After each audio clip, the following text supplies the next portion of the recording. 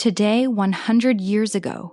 Today, on this day in 1926, Joseph Pennell breathes his last in New York City, but his etchings endure, whispering secrets of stone and steel across the ages. Who is this artist who dares to etch the soul of cathedrals into copper plates, capturing light piercing Gothic spires as if he wields divine fire? Born in 1857 in Philadelphia to working-class roots, young Joseph sketches the everyday grit around him: factory smoke, bustling streets, his pencil a rebellion against poverty.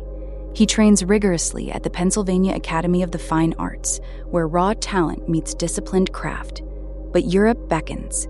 In the 1880s, he crosses the Atlantic, settling in London and Paris, immersing himself in the old masters. There, he meets Elizabeth Robbins, a writer of sharp wit and unyielding vision. They marry, becoming an inseparable team, her words etching ideas onto his images. Together, they produce over 900 prints, each a masterpiece of etching and lithography. Pennell stands before St. Peter's Basilica at dawn, needles scratching the Vatican's dome into metal, light exploding from shadowed vaults. He captures the Brooklyn Bridge's cables straining like titanic veins, fog rolling off the East River at 6:15 in the morning.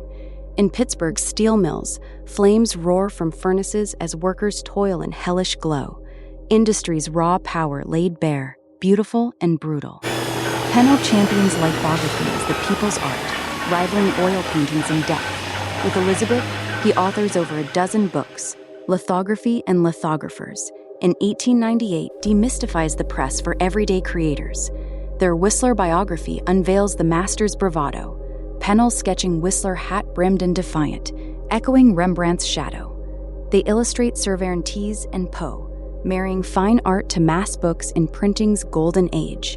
His prints fill the British Museum and Library of Congress, preserving vanishing architecture.